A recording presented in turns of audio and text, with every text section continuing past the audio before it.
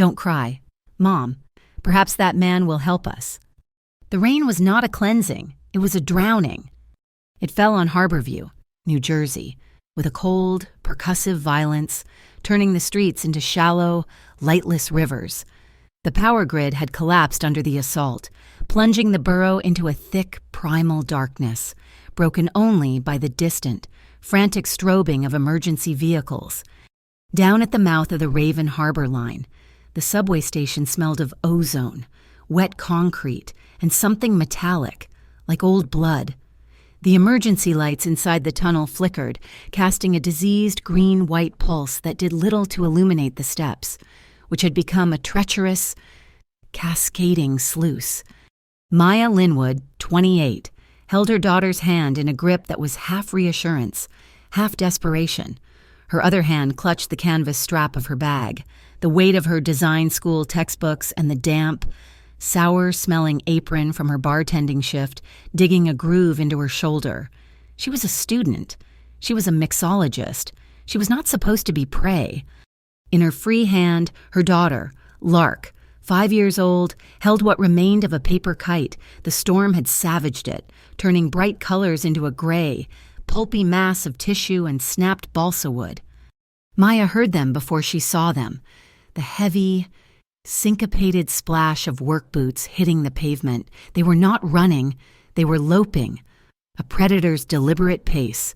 2 men, dark coats, hoods pulled low, cutting through the alley that flanked the station. They were fanning out, their movements economical and terrifyingly certain. Maya froze, pulling Lark back into the meager recess of the station entrance. She squeezed her eyes shut for a single, tearing second. The video? It was the video. Stupid. A stupid, impulsive reflex. She had just been wiping down the bar at the Rust Lantern, her last task before clocking out. She'd seen the envelope pass hands in the back booth, seen the gleam of the silver raven emblem embossed on the leather. Her phone had been in her hand, a quick snapshot, an 8-second video, just instinct. Now, that phone in her jacket pocket felt like a 10-pound block of ice, dragging her down toward the bottom of this flooded, lightless city. Lark stumbled on the slick tile, her small sneaker catching. A whimper escaped her, a sound of pure, cold misery. Maya pulled her upright, her own heart hammering a painful rhythm against her ribs, a frantic bird in a cage too small. Lark let out a small, shuddering breath, not a cry, but the sound before a cry. "Don't cry, Mom," the small voice whispered, impossibly clear over the roar of the downpour. Maya touched her own cheek. It was slick with rain and tears. She hadn't even realized. "Perhaps," Lark whispered, her small, cold finger lifting, pointing past the curtain of rain. "Perhaps that man will help us." The finger pointed toward a Mayfair 1 sedan idling silently at the curb, a car so black it seemed to drink the meager light. It was a void, a slice of absolute control against the chaos of the storm. A man was emerging. Dorian Cade, 35, to the city. He was the polished, acceptable face of Cade Maritime Holdings, the man bringing civilized redevelopment to the waterfront, to the shadows. He was the heir, the prince of the Cade Syndic, the logistics empire that owned the ports, the trucks, and the unions. He moved with an expensive, quiet grace, his tailored suit somehow repelling the storm. A bodyguard, a mountain in a bespoke suit, moved with him, an umbrella already unfurling, the passenger door already open. Dorian's world was controlled, predictable, and dry. He was halfway into the car, insulated from the world when he saw her. He should not have been able to see her. The glass was polarized, designed to keep the world out, but Lark had taken a single step forward, just beyond the station's awning, into the edge of the flickering green light. She was not begging, she was not crying, she was just looking. A 5-year-old child, soaked to the bone, holding a ruined kite, staring at him with an unnerving, absolute certainty. It was a gaze that was expected to be seen. The look pierced the glass, the rain, and the carefully constructed armor Dorian wore. He stopped. one foot on the flooded curb, one hand on the door. Headlights. A diesel engine roared to life, drowning the rain. A heavy-duty pickup truck, its lights off until this very second, mounted the curb, cutting off the sidewalk. The high beams flashed on, a sudden, blinding assault, pinning Maya and Lark like insects in a jar. Maya gasped, a sound stolen by the wind, shoving Lark behind her, her free hand instinctively clutching the phone in her pocket. The two men in coats were suddenly there, illuminated, closing the gap. Dorian did not think. Thinking was a liability. He broke a dozen of his own survival protocols in a single fluid motion. He was already moving, shrugging his own cashmere overcoat from his shoulders as he crossed the few feet of pavement. He reached the subway entrance just as the men did. He did not look at them. He looked at Maya. His eyes, a cold, clear gray, met hers. In that fractional second, he saw it all, the raw terror of a mother, the defiant flash of a woman who would die before she fell, and the flicker of gratitude warring with profound, screaming distrust. He did not speak to her. He wrapped the heavy, warm coat around Lark's trembling body. "Get in the car," he said. The voice was low, calm, and was not a request. The two men hesitated, stunned by the sudden appearance of a Mayfair, a bodyguard, and a man who radiated an authority they did not understand. That second of hesitation was all Dorian needed. He put one hand on Maya's lower back, the other scooping Lark, and propelled them toward the open rear door of the sedan. "Hey!" one of the men shouted, finally finding his voice, lunging. The bodyguard met him, not with a punch, but with presence. A solid wall of tailored muscle and unblinking intent. Dorian threw Maya and Lark into the plush, silent leather of the back seat and vaulted in after them. "Drive," he commanded. The sedan surged forward, the doors locked with a heavy, satisfying thud. The engine was a silent whisper. The pickup truck's tires screamed as it peeled out, trying to follow, but the Mayfair was a phantom. It took a hard left, accelerated through an intersection where the traffic lights were dead, and vanished into the labyrinth of Harborview's flooded streets. In the sudden, shocking silence of the insulated cabin, the only sounds were the soft, rhythmic thwack-thwack of the windshield wipers and the distant, fading wail of sirens, chasing ghosts in the rain. The Mayfair one moved like a shark through the drowned city, silent and immune. The storm's violence was reduced to a muted drumming on the roof and the hypnotic thwack of the wipers. Inside, the air was warm, smelling faintly of rich leather and Dorian's cologne. It was an environment of absolute, engineered control, and Maya felt like a microbe trapped in amber. Dorian did not speak for several long minutes, letting the silence and the warmth do their work. Letting the adrenaline recede, he watched the city blur past, his reflection a sharp, impassive mask in the window.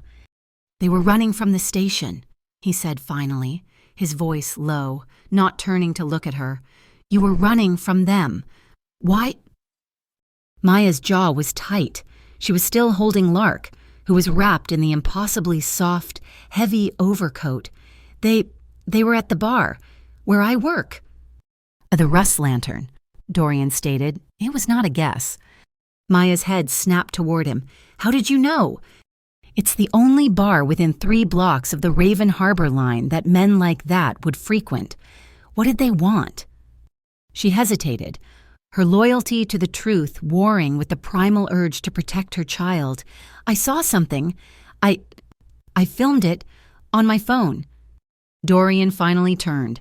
His gray eyes were not warm, but they were intensely focused, pinning her. "Filmed what?" "A handoff. A man. He was giving an envelope to someone. In the back booth." The words tumbled out, hushed. "It was the logo. On the envelope. A silver raven." The temperature in the car did not drop, but Maya felt a chill spider walk down her spine. The name meant nothing to her, but to Dorian. It was a declaration of war. Silver Rook Circle. His rivals, a cancerous, violent offshoot of the old organizations, muscling in on territory that was not theirs. They were messy, unpredictable, and now, apparently, they were operating on his doorstep, inside the territory of the Cade Syndic. Dorian's gaze shifted to the window, his jaw hardening almost imperceptibly. He had kept his own operations clean, moving toward legitimacy. The Rooks preferred mud, and they were trying to drag all of Harborview back into it. A small sound broke the tension. Lark, now unwrapped from the coat, had spotted a small, chrome-plated thermos nested in the armrest console. Before Maya could stop her, the girl had twisted the cap. Steam, rich with the scent of chocolate, escaped. "Hot cocoa," Lark whispered, her eyes wide. Dorian nodded, his expression softening as he looked at the child. "It is. It's for emergencies." "This is an emergency," Lark declared solemnly, and carefully she sipped from the cap. The sight was utterly surreal, a child in a $1,000 cashmere coat, sipping artisanal hot cocoa in the back of an armored car, while outside, men with guns hunted her mother. Dorian turned back to the front, pressing a nearly invisible button on his console. A voice, female and crisp, answered instantly, "Sir." "Inez, I have 2 civilians, a woman and a child. They're coming with me to Pier North. Activate the residence protocols. Full security sweep. I want you on site in 10 minutes. "Understood." The line clicked off. Asterisk cut. The rain was heavier at the docks, the wind howling off the black water. Vico Arlen huddled in the leaking shelter of a container crane, his cheap phone pressed to his ear. His knuckles were raw where the bodyguard had shoved him. "I lost them," he growled, spitting rainwater. "They got into a Mayfair, some rich bastard." The voice on the other end was a synthesized rasp, metallic and devoid of emotion, a complication. It was the kid," Vico insisted, needing to place the blame. She pointed right at him. "The rich guy he just took them. He took the bait." "The bait is now your only priority. Vico, find the car, find the woman, get the phone, and clean up your mess." Asterisk. The Mayfair slid into the subterranean entrance of a glass tower that seemed to rise directly from the harbor. The world outside had vanished. Dorian sat for a moment as the heavy garage door sealed behind them, plunging them into a warm, brightly lit space. He was calculating, the risks unspooled in his mind like ticker tape. If Maya Linwood went to the press, the Rust Lantern would be front-page news, the Silver Rooks would be exposed, but the resulting federal investigation would sweep up the entire port. It would bring a spotlight onto Cade Maritime, onto the Syndic, at the precise moment he was trying to pivot to legitimacy. It would be catastrophic. But if he silenced her, or simply let her go, the Rooks would find her. They would get the video, and they would eliminate the witness. And her child. That gaze, the child's unwavering gaze in the rain. "Tomorrow morning," Dorian said, turning to Maya as the car came to a gentle stop. "You will not go to the police. They are compromised." Who are you to—" "You will meet with a lawyer," he continued, his voice cutting through her panic. "Calm and absolute. An independent counsel I will provide. He will escort you to the Tri-State Integrity Commission, the TSIC. They are the only body in this city I trust not to leak." Maya stared at him, her chest rising and falling. The gratitude from the curb had evaporated, replaced by the hard-edged suspicion of her reality. Why would you do this? What is Cade Maritime Holdings? She had read the small, embossed logo on the door panel. "Who are you?" Dorian reached into his breast pocket and retrieved a card. Not a flimsy business card, but a piece of thick, heavy stock linen, the color of midnight. The words Cade Maritime Holdings were embossed in simple, severe silver. His name was not on it. His name never needed to be. "I am a businessman. Miss Linwood. I own property on this waterfront. The men you filmed are bad for business." He handed her the card. His fingers brushed hers, and he felt the tremor. He looked down at her hands, which were clenched in her lap. They were not the hands of a high society woman. They were chapped from bar chemicals, with short, unpainted nails. The hands of a worker, a mother, they were shaking uncontrollably. His eyes lingered on them for a second too long. Lark had fallen asleep in the warmth of the cabin, her small face peaceful, her breathing even. The empty cocoa cap had slipped from her fingers, but her other hand was still clenched tight, holding the soggy, ruined paper kite. Dorian reached across the seat. He moved slowly, letting Maya track the motion. He picked up the cashmere blanket that had been folded on the seat beside him and gently, almost awkwardly, draped it over the sleeping child. The gesture was so simple, so unexpectedly tender. It broke through Maya's defenses. Her breath hitched, her eyes met his, and for the first time, she saw not the businessman, not the savior, but just the man. And he looked impossibly tired. Dawn did not break over Harborview. It seeped in, a slow dilution of the night's ink. The storm had passed, leaving the city scrubbed raw, the air smelling of salt and ozone. From the 40th floor of the Pier North Tower, the world was silent. The penthouse was a space of glass and air, and the pre-dawn light flooded it in shades of cool, unforgiving gray. Maya stood on the expansive balcony, wrapped not in her own worn jacket, but in a thick, ridiculously soft cashmere robe she'd found laid out. She had showered, washing away the grime of the bar and the terror of the street, but she still felt transparent. Her hair, damp from the shower, curled at the nape of her neck. Below her, the harbor was a sheet of scarred steel, the first industrial barges already moving like beetles. She heard a sound, not a footstep, but the quiet, precise click of ceramic on stone. Dorian was in the kitchen, a vast expanse of white marble and stainless steel. He was not dressed in yesterday's suit, but in a simple, dark Henley and gray trousers, his sleeves pushed up to his forearms. He was not a prince or a businessman. He was a man, in a kitchen, performing a ritual. He was making coffee, not from a machine, but with a gooseneck kettle, a small scale, and a glass dripper. His hands, she noted, were steady and efficient. He moved with an economy of motion that was both practiced and inherently graceful. As he poured the hot water in a slow, controlled spiral, the aroma began to fill the sterile air, rich, dark, with notes of cherry and smoke. It was the first comforting, normal thing she had experienced in 12 hours. He did not speak until he had finished, pouring the dark liquid into 2 heavy ceramic mugs. He slid one across the massive marble island toward her. "Drink," he said. It was the same quiet authority from the car.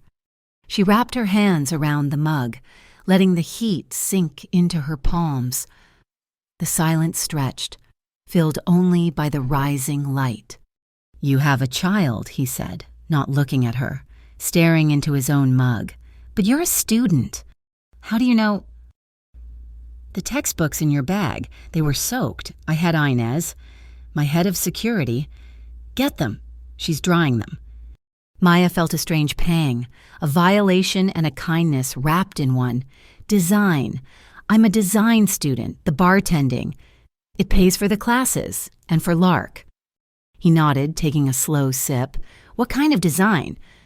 "Public spaces, parks, playgrounds, places for people who don't have this." She gestured vaguely at the view, the glass walls, the sheer expense of the air they were breathing. Dorian looked out the window with her. "I'm redeveloping Pier 9, the Cade Syndic. My family. Used it for cargo for 50 years. It's obsolete.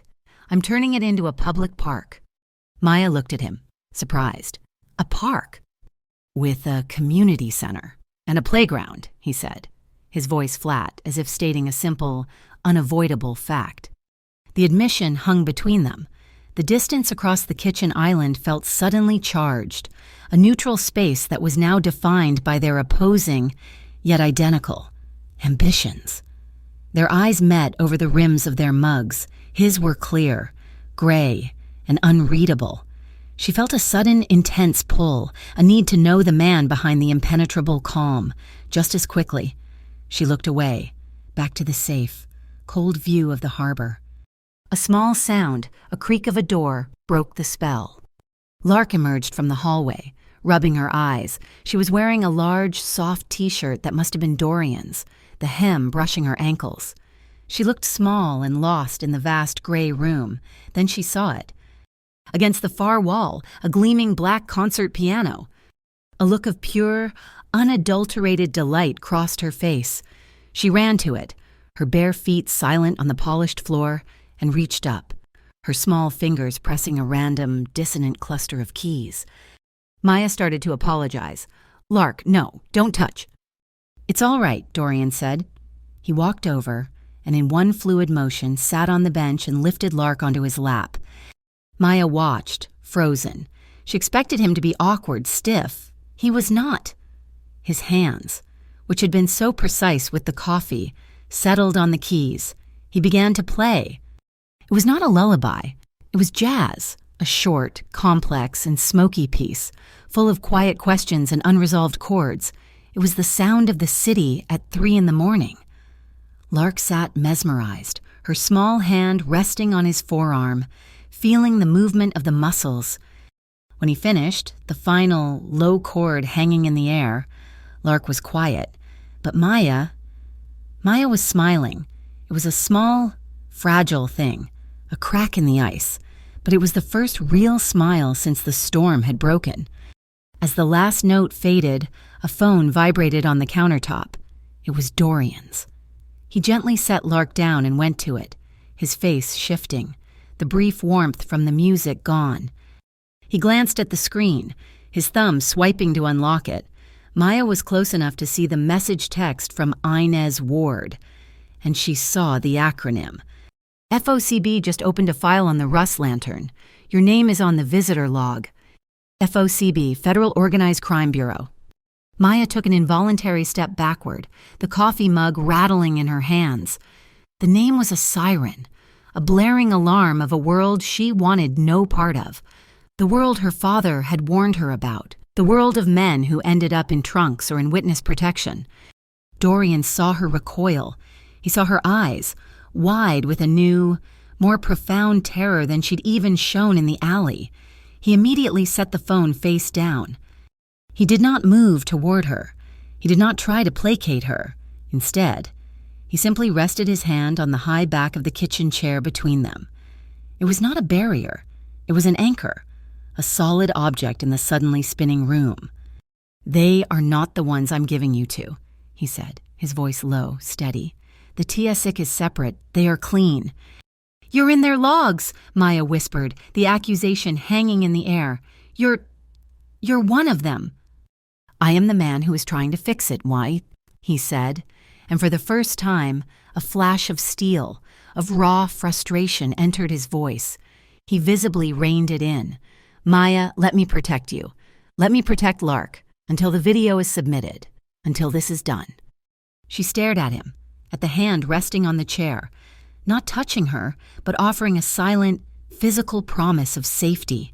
She was trapped by the men hunting her, and trapped by the man protecting her. "On one condition," Mishi said, her voice shaking, but finding its strength. "Name it. You trust me. No more half-truths. No more hiding. You tell me what I am walking into. You tell me who you really are." He held her gaze. The sun was finally high enough to cast a beam of light between them, illuminating the dust motes dancing in the air. This was a promise with no paper, no lawyers. It was older and heavier.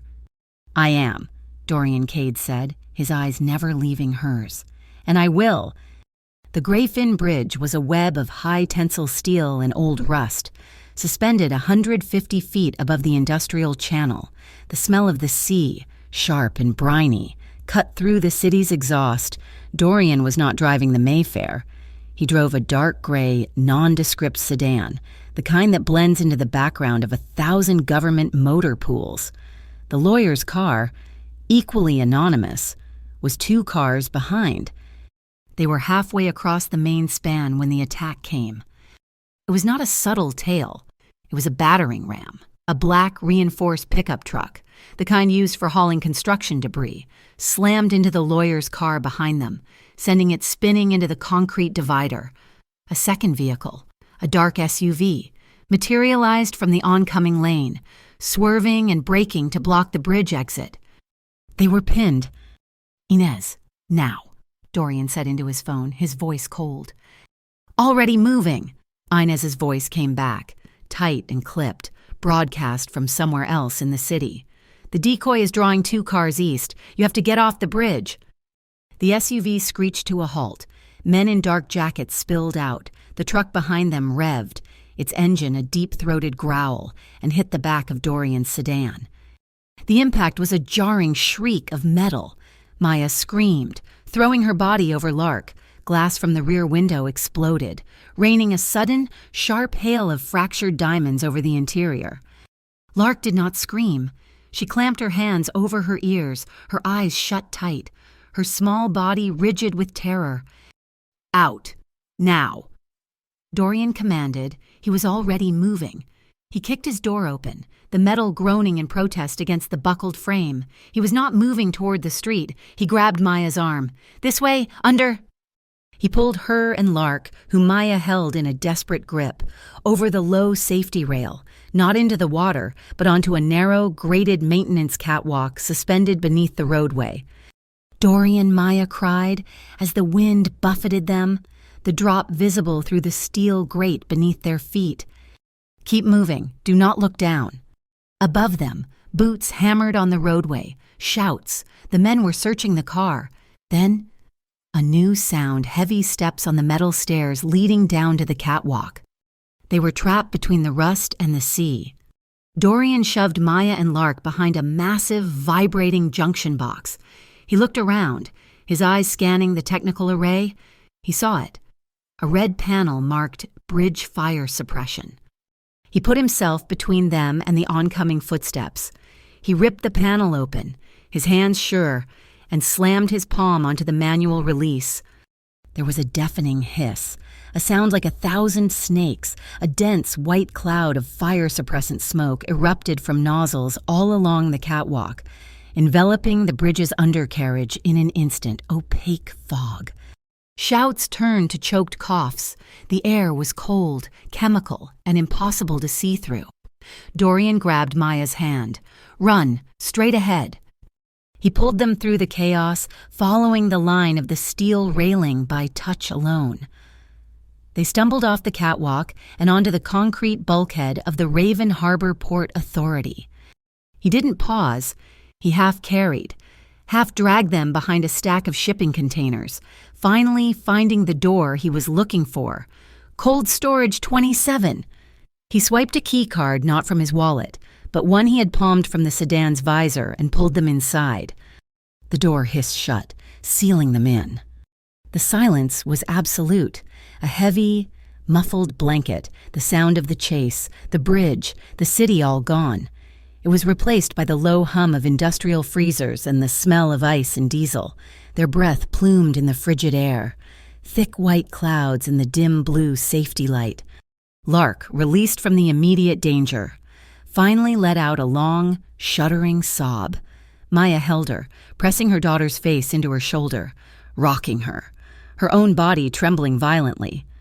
They stood there for a long moment, the adrenaline draining away, leaving a cold, aching void.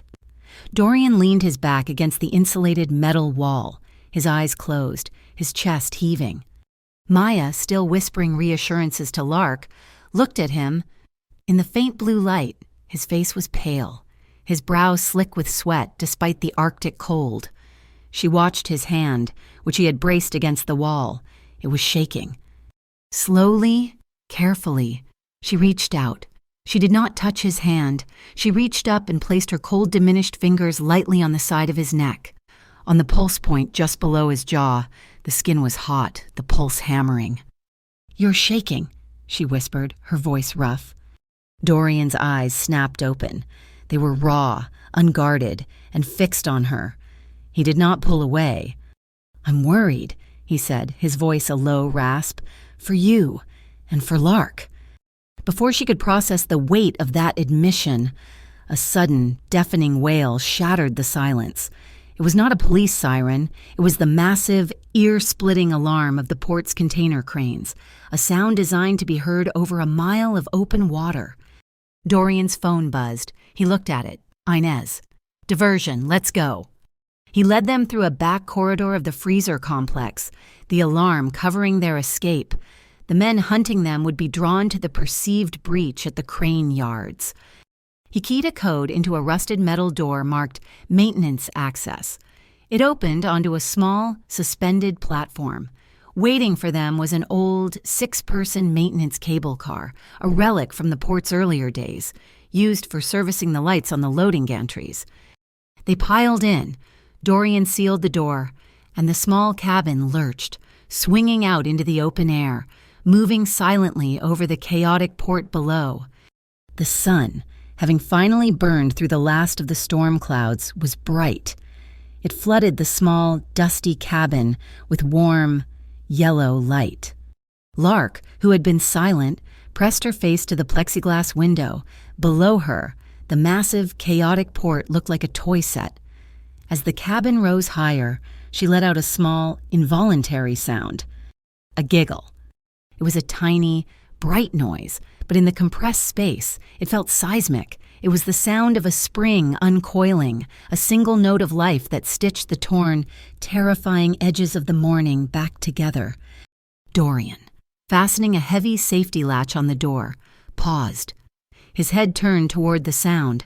Maya was watching him, a shadow of the smile she'd had at the piano returning to her face. The latch was stiff. He gave it a final push, his hand still unsteady. His fingers brushed the back of Maya's hand, which rested on the seat beside her. A spark of static, amplified by the cold and the adrenaline, snapped between them. It was a tiny, blue-white shock. They both recoiled, pulling their hands back as if burned. They looked at each other, and suddenly, the air in the small cabin was not just thin, it was electric. Their hearts, already hammering from fear, were now pounding for an entirely different, more confusing reason. The car docked at a concrete bunker set into the cliffs on the far side of the harbor. The temporary headquarters of the TSIC was not an office building. It was a fortress. A woman with sharp eyes and hair pulled back in a severe bun met them. She wore a simple, functional suit. Mr. Cade. Rhea, Dorian nodded. This is Maya Linwood and her daughter, Lark. Rhea Colburn looked at Maya, her expression professional, but not unkind. Miss Linwood, we're ready for you. Dorian handed Rhea a small, silver data stick. This is a copy, encrypted. The original is secure, in a place only I can access, divided into 3 parts. If anything happens to me, or to them, all 3 parts are released to you, the press, and the U.S. attorney. Rhea took the stick. We'll keep them safe. Cade. I know you will, Dorian said, but the silver rooks are just the foot soldiers. We need the man giving the orders. The room inside the TSIC bunker was not a comfortable place. It was a sensitive, compartmented information facility, or SCIF, and it felt like being inside a high-tech concrete box.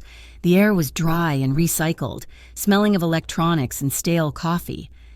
The video is conclusive, Rhea Colburn said, her sharp face illuminated by the glow of a large monitor. She had not offered them a seat. The man receiving the envelope is Arlo Finch, Deputy Commissioner of the Harborview Port Authority. The man giving it is a known lieutenant of the Silver Rook Circle. We've been trying to tie Finch to the Rooks for 6 months.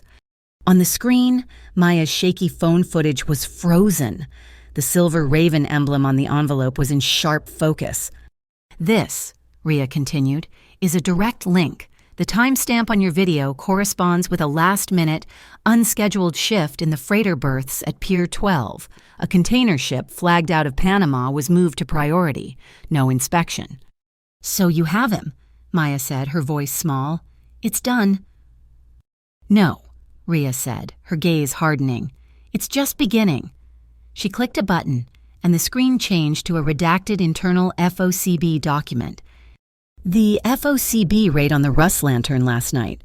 The one Dorian's name was logged in connection with it was a bust. They hit the place an hour after you were there, and it was scrubbed clean. Not a single file. Not a gram of product. Someone tipped them off.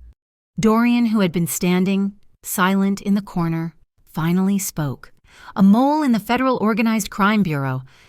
Exactly, Rhea confirmed, which means our case against Finch is already compromised, and your witness, she looked at Maya, is the single most valuable and most vulnerable person in this city.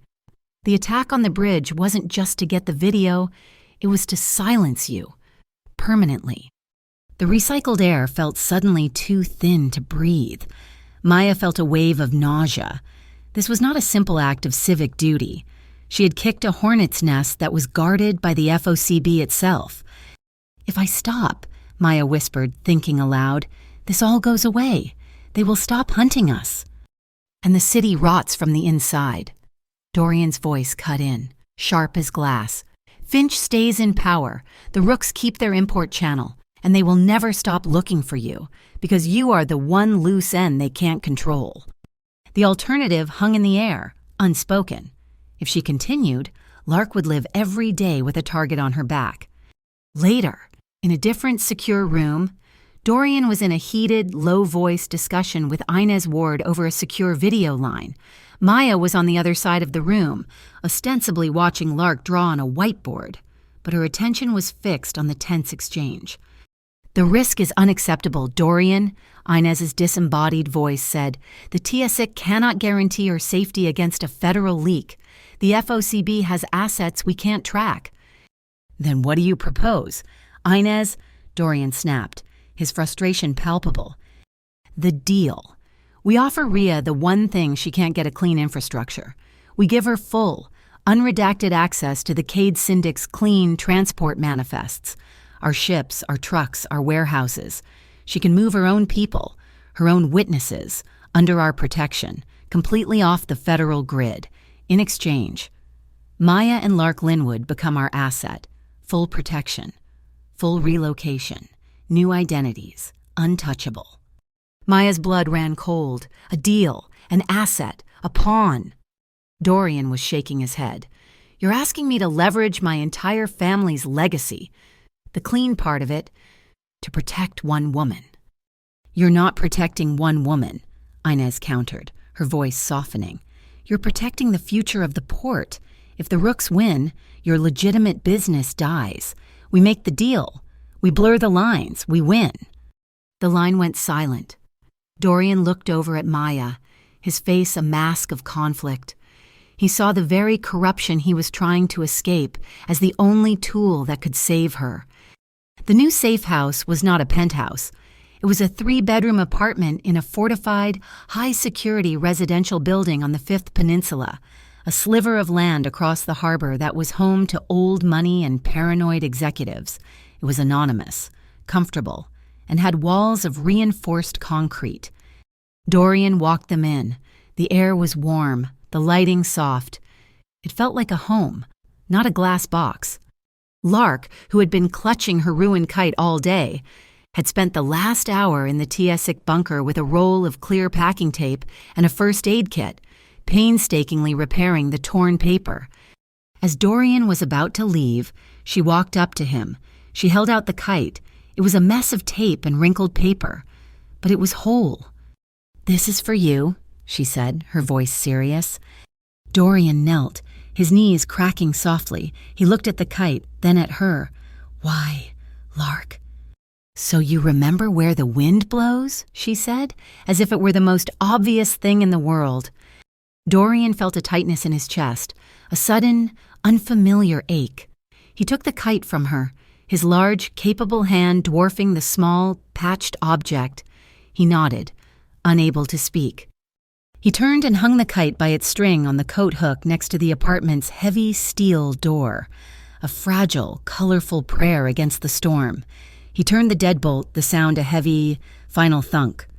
That night, after Lark was asleep in a room with cartoon sheets that Inez had somehow procured, Maya found Dorian in the small kitchen, staring out the bulletproof window at the lights of Harborview. I'm afraid, she said into the darkness. He turned.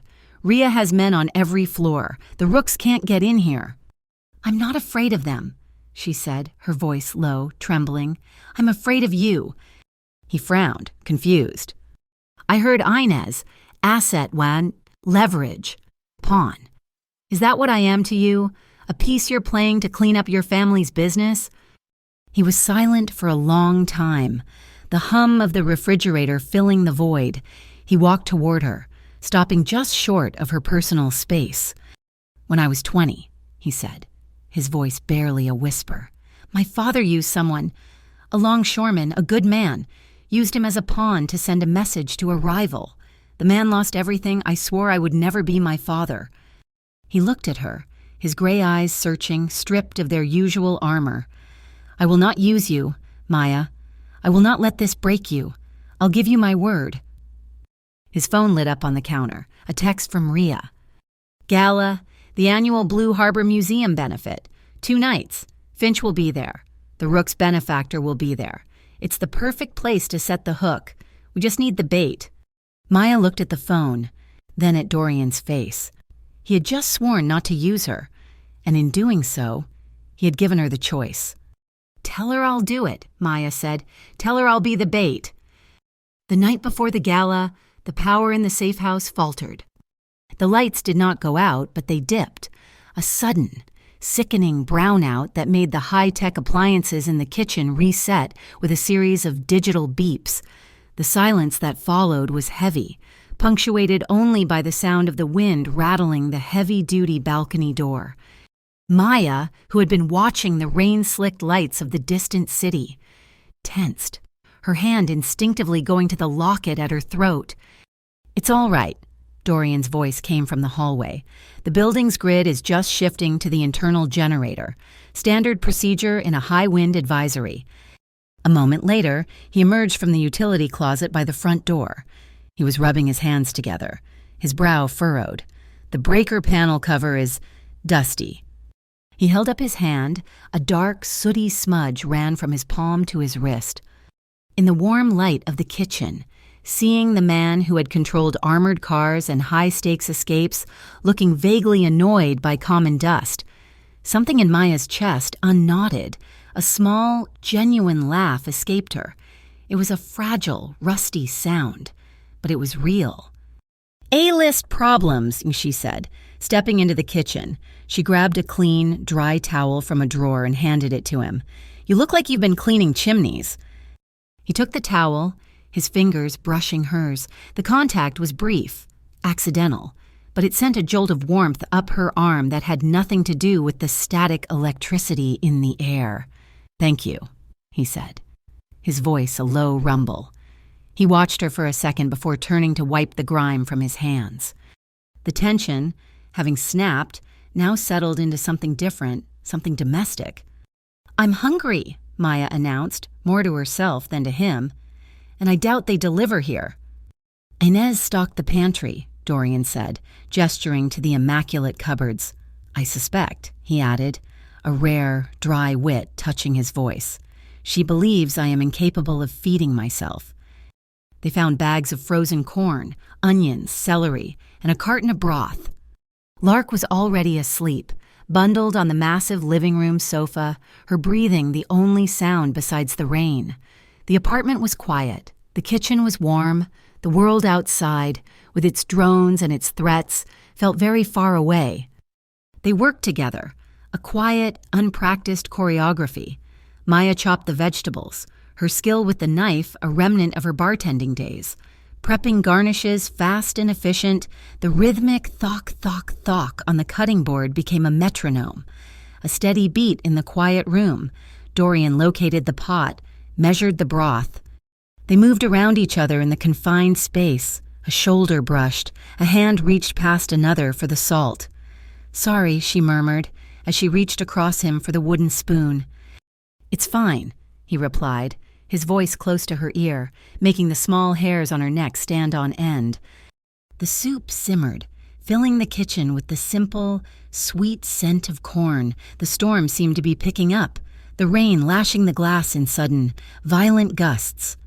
Dorian was leaning against the counter, his sleeves pushed up, watching the soup bubble. Maya was standing next to him, close enough to feel the heat radiating from his body. She found herself staring at his wrist. At the cuff of his dark shirt, it was slightly rumpled, the fabric creased. Without thinking, her hand moved. She reached out, her fingers hesitant, and touched the fabric. She began to smooth the crease, her thumb rubbing back and forth, a small, unconscious gesture of care.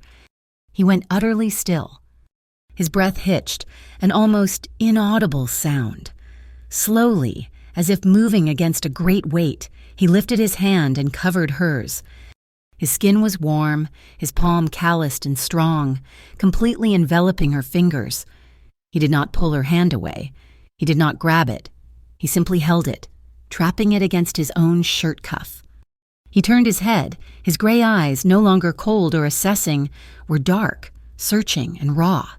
He was not the prince of the Cade Syndic. He was not a savior. He was just a man, holding his breath, asking a question with his eyes that he did not dare speak aloud.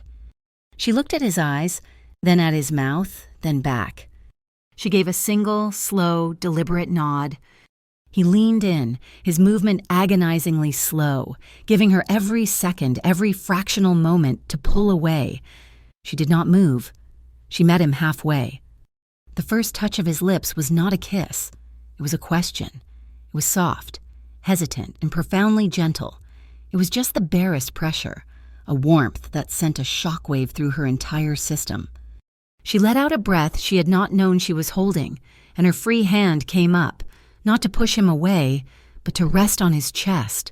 She could feel his heart, a frantic, heavy thump, thump, thump that matched her own. The kiss deepened. It was not hungry or demanding. It was a kiss of shared fear, of profound relief. It was slow and deep and safe. His hand moved from her wrist, sliding up her arm to her shoulder, then to the back of her neck, his fingers tangling in her still damp hair. His other hand settled on her waist, not pulling her closer, but anchoring her, holding her steady. She kissed him back, a silent acknowledgement. I see you. I trust you. His lips were soft, his breath warm. It was a long, languid, timeless moment, a bubble of peace in the center of the storm. He was the one to pull back, but only by an inch. His forehead came to rest against hers, his eyes closed. His breathing was unsteady, his voice thick when he spoke. Are you okay? Maya let out a shaky laugh, her own eyes fluttering open. I'm here. I'm here. I'm not running. I'm with you. He let out a long, shuddering sigh, as if he had been holding back the weight of the entire city. Tomorrow, he whispered, we will be careful, slow and steady. Slow and steady, she agreed, her voice just as quiet. He pulled away, though his hand remained on her waist. He looked over at Lark, sleeping peacefully. He picked up the soft blanket from the back of the sofa, the one she had been using, and gently draped it over Maya's shoulders. His eyes were filled with a tenderness that was so deep, so unguarded, it made her heart ache. He did not kiss her again. He just stood, watching her, as she watched her daughter. Outside, in the lashing rain, a quarter-mile away, a small, black drone hovered, its motors silent against the wind. Its lens was not a normal camera. It was thermal. It could not see faces. It could not hear words. It saw the apartment, a cool blue box of reinforced concrete, and in the center, in the kitchen, it saw two distinct, bright shapes, radiating warmth, standing closer together than they should. The drone's operator, Vico Arlen, zoomed in, marking the GPS coordinates. The boss was right, Vico muttered into his encrypted comms. He found his weakness. The Harborview Maritime Museum was not a building. It was a cathedral of glass and steel, built to honor the power of the sea. Tonight, it was a stage. The annual Blue Harbor Gala was in full swing. Hundreds of the city's most powerful its politicians, its financiers, Its artists mingled under a 20-ton crystal chandelier that hung like a constellation above a restored 19th-century schooner. The air was thick with expensive perfume, the murmur of high-stakes networking, and the lush, soaring strings of a live orchestra. Dorian Cade moved through the crowd like a shark in his own waters, untouchable, inevitable. But tonight, the crowd was parting for the woman on his arm. Maya Linwood, in a simple, floor-length black dress, was a column of shadow against the room's overwhelming glitter. The dress was an anonymous loan from Inez's wardrobe, but she wore it with an innate, unconscious dignity that made the diamonds on the other women look like cheap glass. Her hair was pulled back, her only adornment a simple silver chain. "Dorian, my boy," a senator boomed, clapping him on the shoulder, his eyes flicking assessingly to Maya. "Senator, a pleasure." Dorian inclined his head, his hand resting lightly on the small of Maya's back. "Allow me to introduce my new community consultant for the Pier 9 project, Miss Maya Linwood." The title was a shield, and it was perfect. Maya met the senator's gaze, her hand steady as she shook his. As the senator moved on, Dorian leaned in, his voice a low vibration for her alone. "The chain," he murmured. "It's twisted." Before she could react, he was behind her. His fingers, warm and sure, brushed the bare skin of her nape as he unfastened the clasp. A shiver, sudden and electric, ran down her spine. He took a second longer than necessary, his knuckles grazing her vertebrae, before fastening it. "There," he whispered, his breath stirring her hair. It was a public act. It was an impossibly intimate claim. "Eyes are on," Inez's voice crackled, microscopic, in Dorian's ear. "Ria's team has the audio feed. We are live. The bait, the pier maintenance contract, is in your portfolio. Arlo Finch is by the bar." He looks nervous. Dorian guided Maya toward the center of the room. He saw Vico Arlen. He was not in his usual street clothes. He was dressed as a waiter, his face impassive as he offered a tray of champagne. He was invisible to everyone but them. As they passed, Vico leaned in, pretending to offer a glass to a portly woman nearby. His voice was a low hiss, meant to be overheard. "The chessmaster is watching. He doesn't like his pawns moving off their squares." Maya tensed, but Dorian's hand on her back was a steady, warm pressure. "Ignore him. He's just the rook. We're here for the king." At that moment, the orchestra shifted. The playful strings of a waltz faded, replaced by something sharper, more dramatic, the first tense staccato notes of a tango. Dorian turned, his gray eyes locking on hers, a silent, sudden challenge. "May I have this dance, Miss Linwood?" She had no choice. He was not asking. He led her to the small parquet dance floor.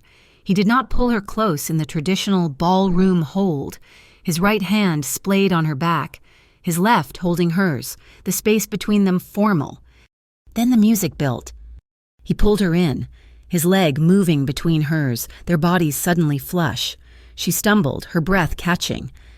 "Trust me," he whispered, his voice a low command against her temple as he guided her through a sharp, complex turn. The dance was a battle. It was a sequence of advance and retreat. He would push her away, his arm a rigid bar, their eyes locked in a defiant stare across the 3 feet of air between them. Then he would pull her back, their hips colliding, her body molded against his hand burning through the thin fabric of her dress. "Don't let me fall," she replied, her voice shaky but fierce as he dipped her, her hair brushing the floor, her entire world held in the strength of his arm. The music reached its crescendo, a dramatic clash of violins, and he spun her, pulling her in one last time, their chests heaving, their faces inches apart. The music stopped. There was a smattering of applause for the few couples on the floor. As Dorian and Maya stood, catching their breath, a portly, smiling man in a tuxedo accidentally brushed against Maya. "Pardon me, my dear," he said, his eyes jovial. He pressed a thick, cream-colored envelope into her hand. A small donation for the new pier. On behalf of Mr. Finch, he's so very supportive of your community work. Maya's fingers closed around it. The man's smile did not waver, but his lips barely moved as he added, in a voice like gravel, "Trade your silence for your daughter's safety? The chess master is not a man who offers a draw." He was gone, swallowed by the crowd before she could even breathe. Her blood turned to ice. She swayed on her feet. The envelope felt like it was burning her hand. Dorian's hand found hers, a grip of crushing, painful strength. It was not a gesture of comfort, it was the signal. The hook is set. From the corner of her eye, Maya saw Inez, dressed in a museum staff uniform, nod once and melt into the shadows, following Vico, who had just slipped through a staff-only door. And then the world went black. The chandelier, the sconces, the orchestra lights all gone. A collective gasp rose from the crowd. For 1/2 second, the entire massive room was plunged into absolute terrifying darkness. The emergency lights snapped on, bathing the room in a sickly green. Maya looked down. Pinned to the beaded strap of her small evening clutch was the kite. She had folded it and brought it for luck. It was no longer folded. It had been opened, and a single, violent, precise slash ran from wing to wing, cutting the taped-together paper clean in two. In the half-second of darkness, someone had stood close enough to touch her, to send a final, undeniable message. A woman nearby shrieked, "My necklace!" The lights, the warning, it was a simple, old-fashioned smash and grab, a diversion. But Maya knew better. She looked up, her gaze sweeping the panicked room, and found Dorian's eyes. They were not worried. They were furious. She lifted her head, her fear calcifying, in that instant, into a cold, hard diamond of resolve. She was no longer a bartender. She was no longer a victim. She touched the tiny, flower-shaped brooch on her dress, the hidden Tesic microphone. Her voice was not a whisper. It was a vow. "He thinks he can scare me. He's wrong. I'll meet him. East Pier." The East Pier was a graveyard. It was a long, concrete finger pointing into the black, oily water of the harbor, lined with the skeletons of derelict loading cranes. The gala, with its warm strings and crystal light, felt like a distant, feverish dream. Out here.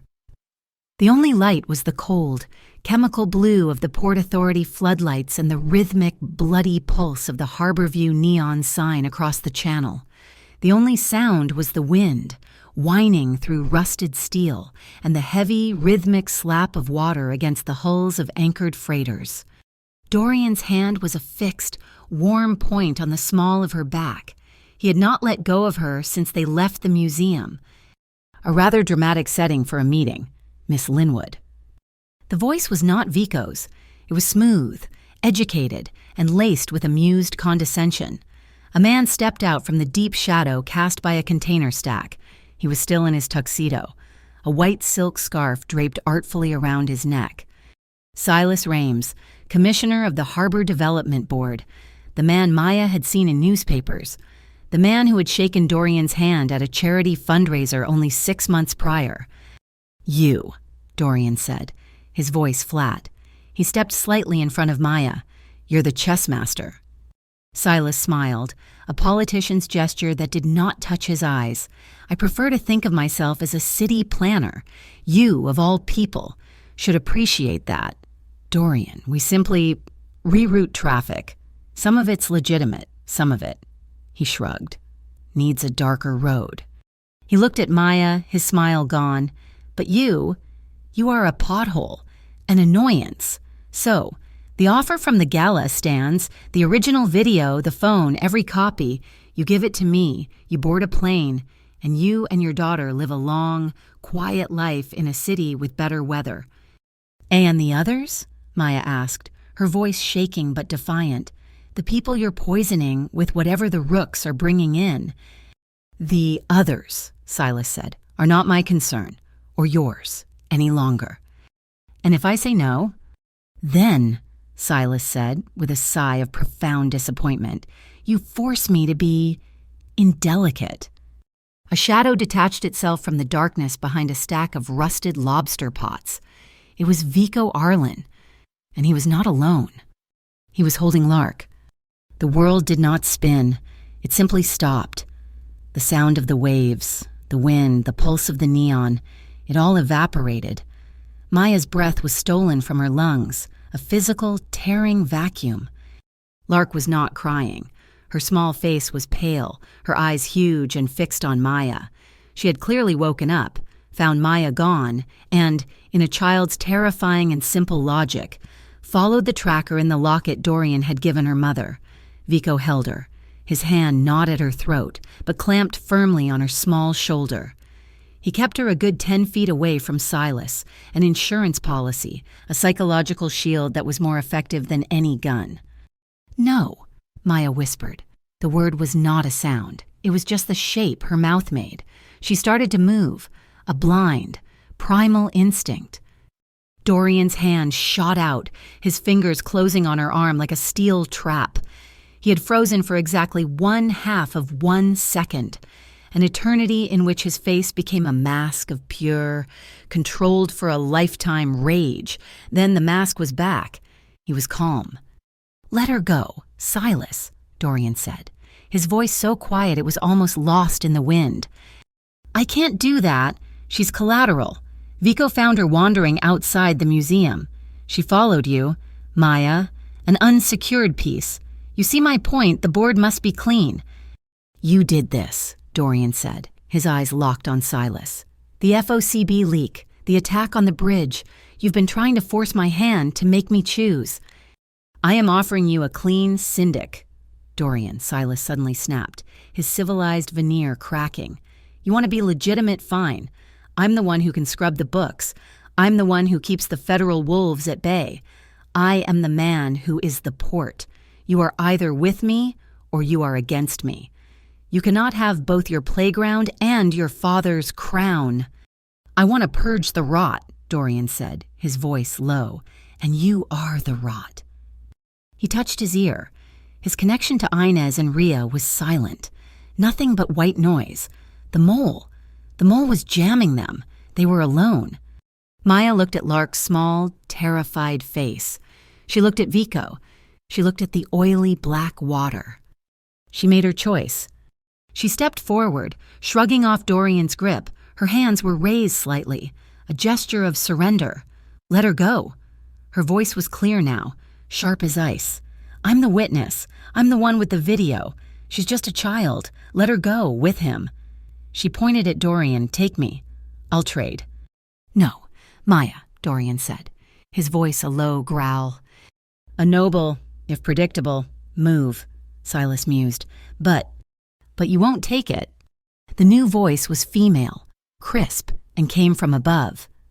Inez Ward stood on the roof of a container, silhouetted against the blue floodlights. She'd been tracking Vico since the gala.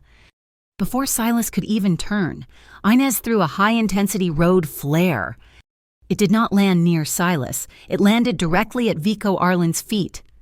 It erupted with a blinding, chemical hiss, painting the entire pier in a searing, magnesium-white light. Vico roared, instinctively throwing his arm up to shield his eyes from the sudden, agonizing glare. The smoke hit him, acrid and choking. His grip on Lark's shoulder loosened. "Lark, run!" Maya screamed. The child didn't hesitate.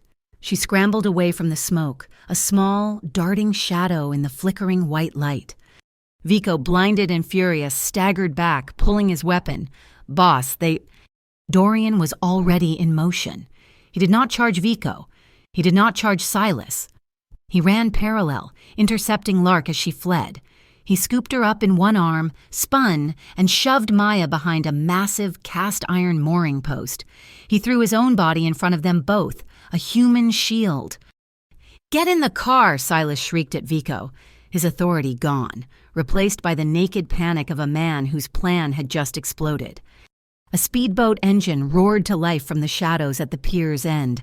Silas turned and ran, vaulting over the guardrail and landing on the deck of the low, black craft As he jumped, his hand, which had been in his tuxedo pocket, snagged on the railing. Something small and silver flew from his grasp. It hit the concrete, bounced once, and spun to a stop in the harsh, fading light of the flare. The speedboat's engine screamed, and Silas Rames vanished into the darkness of the harbor. Gone. Dorian, his chest heaving, his arms a steel cage around Maya and Lark, slowly straightened. The pier was suddenly flooded with TSIC agents, their weapons drawn, their comms now magically clear. Inez dropped from the container, landing silently. She looked at Dorian. He nodded, his gaze fixed on the small, glinting object on the ground.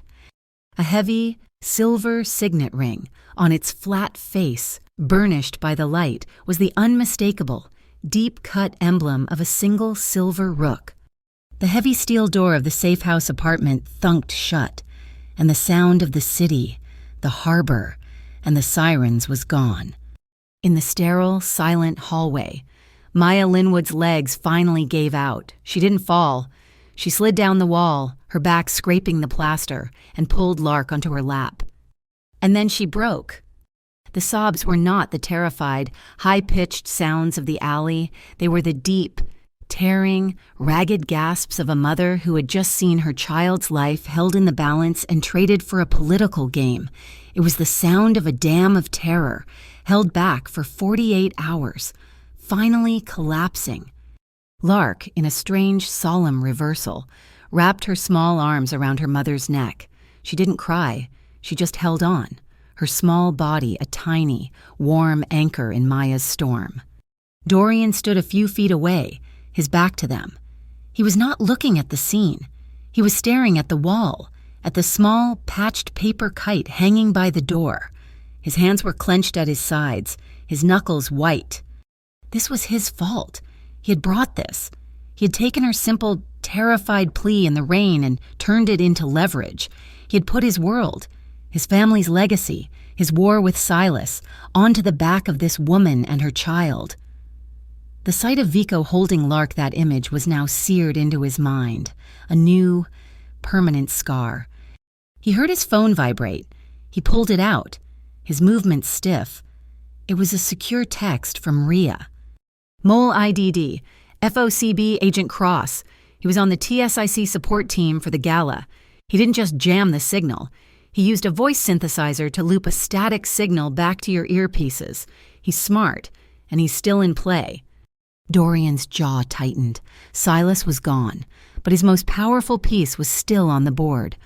He waited until Maya's sobs had subsided into shuddering breaths. He walked into the kitchen, poured a glass of water, and set it on the floor beside her. Maya looked up, her face blotchy, her eyes red and raw. "He'll never stop," she whispered. "As long as I have the video, as long as I'm alive, he will never... He'll send someone else. Cross, or another Vico." "We will move you," Dorian said, his voice rough. "Inez can have you on a plane in an hour. New names, new life. The TSIC will take the ring. My testimony, it's enough." "Enough for what?" Maya said, her voice gaining a sharp, angry edge as she wiped her face. "To put Silas away for a few years? He'll be out, and he'll find us. Cross will still be in the FOCB. The Silver Rooks will just find a new chess master. Nothing changes. We just run." She got to her feet, her legs unsteady. She walked into the kitchen, drank the entire glass of water in one go, and slammed it on the counter. "No?" Dorian turned. "No. I won't run," she said. She was trembling, but her voice was a rod of steel. "He thinks I'm a pawn. Cross thinks I'm a civilian. You all think I'm just a victim. Fine, let's use it. Use..." She looked at him, her eyes bright with a terrifying, newborn resolve. "Silas ran his slush fund out of Warehouse 12. Didn't he the Pier Maintenance Fund? That's what the fake contract at the gala was about." Dorian nodded slowly, seeing where she was going. "So, I'll call him," Maya said, her words coming fast. "Or I'll call Cross. I'll make the trade, the original video, on the phone. But not for my safety. For money, a lot of money. A terrified single mother trying to cash out, they'll believe that. We meet at Warehouse 12, and we plan a tracker, a real one, in the envelope with the phone. Dorian stared at her. Maya, that's insane. It's a trap. It's my trap, she shot back. We know they'll cheat. We know Cross will be there. We just have to be smarter. We have to catch Cross and Silas. He stepped toward her, his face a mask of conflict. And if this goes wrong, if Cross spots the tracker, if they don't let you walk away, will you regret trusting me? Maya held his gaze, her breath steadying. I will only regret it if we stay silent. I will regret it if Lark grows up in a city that men like Silas own. I won't run. Not anymore. They stood in the silence of the dark kitchen. The only light came from the cool, blue-white glow of the open refrigerator door, which someone had left ajar. It painted their faces in shadow and light, like a classic noir film. He reached out, his hand hesitant, and placed it on her cheek. His skin was warm, his palm slightly rough. She did not flinch. She leaned into his touch, her eyes closing. He bent his head. The kiss was not like the first one. That had been a question. This was an answer. It was deep and slow and desperate, a drowning man's first breath of air. It was a promise, a vow, a desperate plea for a connection in a world that was trying to tear them apart. He kissed her with a gentle, profound respect that was almost painful, his other hand coming up to cup her face, his thumbs brushing the last of the tears from her cheekbones. She kissed him back, her hands finding his shirt, her fingers clenching the fabric. When he finally, reluctantly, pulled back, he rested his forehead against hers. His voice was a low, broken whisper in the darkness. After this, Maya, when this is done, I don't want the penthouse. I don't want the Syndic. He took a shuddering breath. I want a home, a real one, with the sound of a child in the hallway, with you. Maya felt a single, hot tear escape and trace its way down her cheek. She didn't wipe it away. She leaned her head from his forehead to his shoulder, resting her cheek against the solid, warm muscle of his chest. A home, she whispered, her voice thick. A home that knows how to open its door for lost people in the rain. Later, they sat with Lark. They didn't lie. They spoke in simple, clean, age-appropriate truths. Mommy, are the bad men gone? Maya took her daughter's small hands. Not yet, sweetheart, but we're going to help the good police catch them. You, me, and Dorian, we're going to help make the city cleaner, so no one else gets scared like we did. Lark was quiet, her small face serious. She looked at Dorian, then at her mother. She nodded once. She went to the door, took down the patched, torn kite, and walked back. She pressed it into Dorian's hand. For the wind, she said, to guide the way. The final call was between Dorian, Inez, and Rhea. The plan was set. A new envelope, a new phone, a micro GPS tracker, bonded to the battery. Inez, you're on the exile route, Dorian commanded, his voice all business now. I'll have a direct feed from the tracker, Inez said. I've also routed a high-resolution audio and video feed from Maya's PIN camera to a blind server. It's live streaming directly to the USS, Coastal Safety Service, a backup safe. If we go dark, they get the whole file. Good, Rhea's voice came over the speaker. My teams will be in place, disguised as port workers, but this all hinges on one thing. Cross. He'll be scanning for our comms. He'll be looking for a trap. We have to take him out of the equation before he knows we're there. If Cross jams us again, Maya is in that warehouse alone. Warehouse 12 was a cavernous tomb, smelling of rust, diesel, and the cold, damp rot of the harbor. A fine, persistent drizzle misted through the gaps in the corrugated roof, turning the concrete floor slick, far off. A foghorn moaned, a sound like a lost soul. Maya walked alone into the vast open space, a single pool of light illuminating the center. She held the thick manila envelope in her hand. That's far enough, Miss Linwood. The voice was crisp, professional.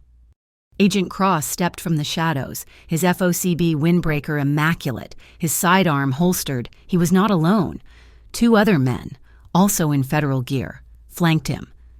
"This is a protective custody action," Cross said, his voice resonating with false sincerity.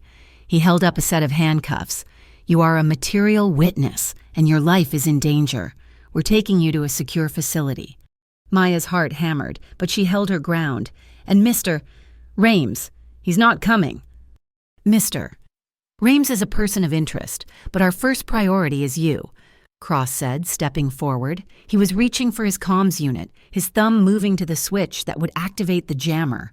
"Now, give me the envelope and—" A sound from above, a sharp metallic zing, followed by the whistle of a heavy gauge line unspooling. A steel grappling hook, the kind used for securing shipping containers, slammed into the concrete floor 3 inches from Cross's boot. He yelled, jumping back. He looked up. On the gantry crane 30 feet above, Inez Ward, dressed in black, lowered her arm. The anchor line she had fired was a safety tether, not a weapon, but the target had been the heavy, backpack-sized jamming unit one of Cross's men was carrying. The line had snagged it, and before the man could react, Inez engaged the crane's motor. The jammer was ripped from the man's back, soaring into the air. Inez swung the crane arm, and the multi-$1,000 piece of federal equipment smashed into a steel support beam with an explosive crack of plastic and electronics. "TSIC freeze," Rhea Colburn's voice boomed from every entrance. Teams of agents disguised as port workers swarmed the warehouse, their weapons drawn. Cross's face, for one beautiful second, was a mask of pure, unadulterated shock. He was cuffed before he could even draw his weapon. The first link in the chain was broken. A truly impressive performance. Silas Rames's voice echoed from the darkness. He stepped into the light, slow clapping. Vico was at his side, along with a half-dozen Silver Rook enforcers. "But you've only caught the pawn." He looked at Dorian, who now walked out to stand beside Maya. "This is it, Dorian, the final move, your family's legacy." He gestured to his men, or this hollow, naive sense of justice. "You were right, Silas," Dorian said, his voice calm, but amplified by a small microphone on his lapel. "A man can't serve 2 masters. So, tonight, I choose." He held up his phone. "This is not a private call. This is a public live stream, broadcast to every employee of Cade Maritime, every reporter on the city desk, and every screen in the Harborview Port Authority. The Cade Syndic, as you knew it, is over." Silas's smile wavered. "What are you—" "And just so everyone is clear on why," Dorian continued, "here is the list of warehouses you, Commissioner Rames, have been using for your maintenance fund. Warehouse 4, illicit pharmaceuticals, Pier 6, human trafficking, Warehouse 12. "Get him! Get the phone!" Silas roared, his mask of civility finally shattering. The Silver Rooks charged. The warehouse erupted. It was not a firefight. It was a brawl. The sound of fists on bone, the heavy thud of bodies hitting concrete, the metallic shriek of Rhea's teams intercepting the enforcers. It was chaos, sound and shadow, flashes of light and the desperate grunts of men. In the confusion, Silas grabbed Maya's arm. You did this." She didn't fight him. She let him drag her. "This way," she said. "I'll keep you safe." She pulled him toward the glass-walled loading dock office at the edge of the warehouse.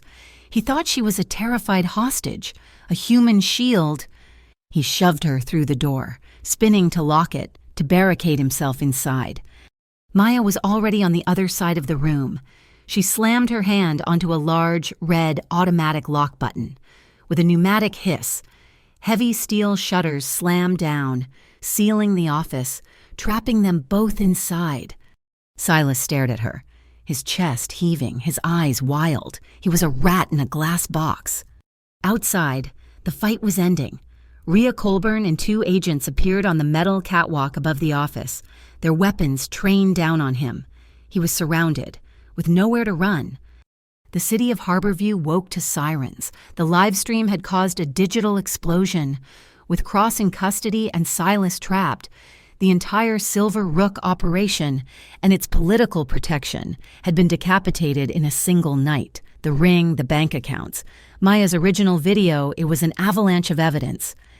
The next day, it was not raining. The sky was a pale, watery gray, but the storm was gone. Dorian Cade stood on the steps of the Maritime Museum, not as a prince, but as a man. The press conference was chaotic, 100 microphones shoved in his face. "Effective today," he said, his voice carrying over the crowd. "The Cade Syndic is being dissolved.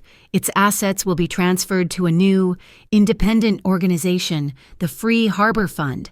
It will be run by a board of community leaders with full public oversight, dedicated to rebuilding the parts of this city that men like Silas Rames have broken." A reporter yelled, "What about your family's past?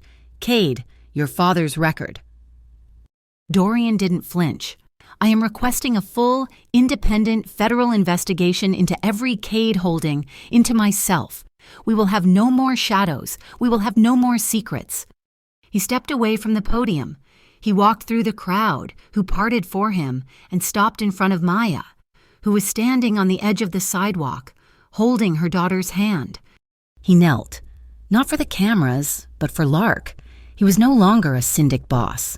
He was just a man in a suit, his tie loosened, his face exhausted but clear. "Lark," he said, his voice rough, "thank you for pointing me out in the rain." He looked up, his gaze finding Maya's. He did not stand, he stayed there, on one knee, looking up at her. All his defenses, his armor, his billions, stripped away. "Let me build that home, Maya," he said, his voice for her alone, but heard by the world. "With you." Maya looked at this man, this broken, rebuilt, and finally honest man.